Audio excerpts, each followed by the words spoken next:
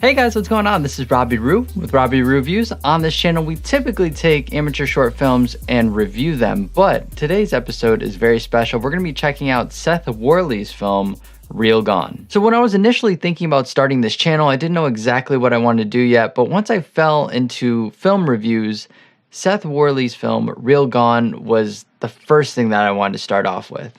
I don't think a short film has stuck with me for as long as this one has. The main thing that impresses me is the use of the tone shift, which is going to be the main highlight of what I'm talking about today, but we're going to get into a bunch of facets of this short film and why it really works. A tone shift, although kind of self-explanatory, is a shift in tone throughout the film. So in this one specifically, we're led to think that it's a depressing character study drama, and then it turns into comedy, and it kind of switches back between both. So typically with my film reviews, I give them a rating 1 to 5 stars. However, for this one, it's obviously going to be 5 stars, but I want to use this as more of an analysis. So let's jump right in. Alright guys, so first I want to talk about the writing. As a quick summary, Real Gone is the story of a man who encounters a near-death experience. He's taken to a beautiful beach and feels at peace. He is then abruptly taken out of this heaven when he is revived by paramedics. Realizing how mundane his actual life is and how much he longs to go back to his heaven or paradise, he tries to kill himself.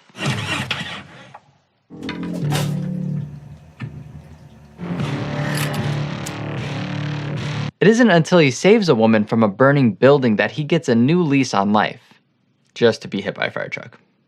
Gosh, that's dark.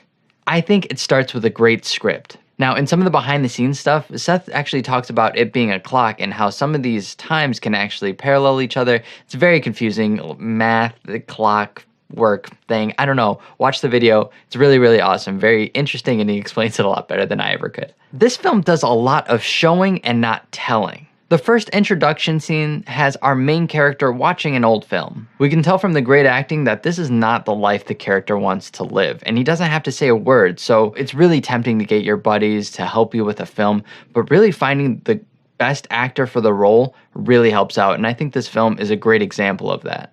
Then we see the end in big font at the end of the film, and we launch into the great score in this one. Now, this entire scene is a fantastic learning opportunity for amateur filmmakers like myself. Not only showing and not telling, but clearly showing. I feel a lot of amateur films try to do this, but it only feels implied.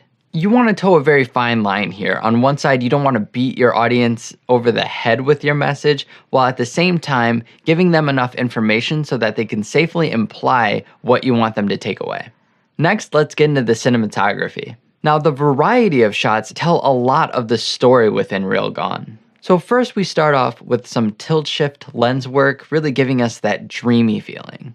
Next, we are taken to harsh, static shots to emphasize the mundane. Finally, we launch into the gritty realism with this handheld sort of movement, really emphasizing the action, which acts as the climax of this film. There's a lot of compositions that really lead us to feel for our main character and to draw empathy. Using the camera to really tell the story, and that sounds so cliche, I know we all know this, but seriously, the compositions can tell so much more than sometimes dialogue can. Additionally, for the cinematography, the lighting. They took great care and a lot of steps to give us this sort of green, ugly fluorescent sort of look. Now, at first glance of the film, it's like, well, maybe, I don't know, did they even like this? Because a lot of shots, not that they're necessarily dark, they just look so realistic, and that actually takes a lot of work from a DP. Another important note I have here is the use of safety. So in the behind the scenes videos, which I keep plugging, you could tell that they took a lot of steps to make sure everything was safe. Of course, they're messing with some dangerous stuff here, the whole ladder thing, but they made sure to do it safely. So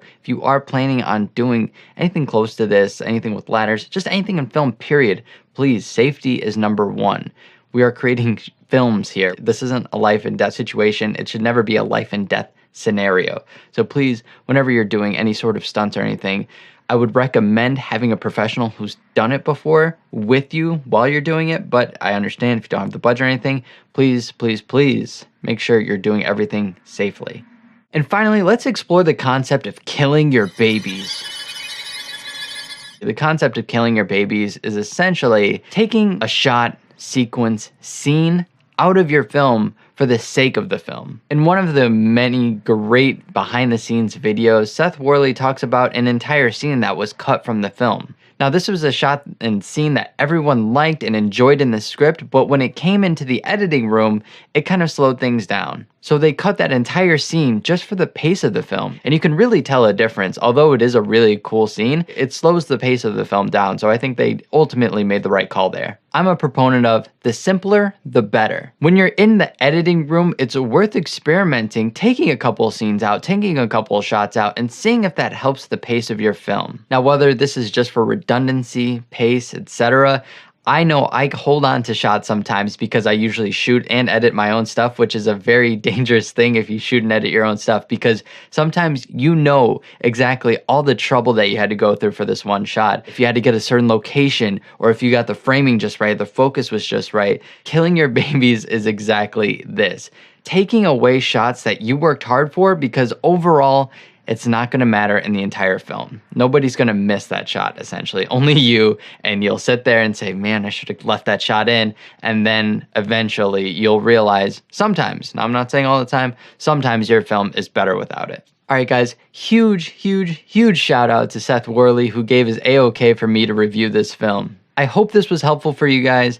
And I would love to hear your feedback on how I can make this segment better, because I really do plan on taking some of these bigger short films and analyzing them in a way where we can all take something away. And I hope this was helpful for you guys.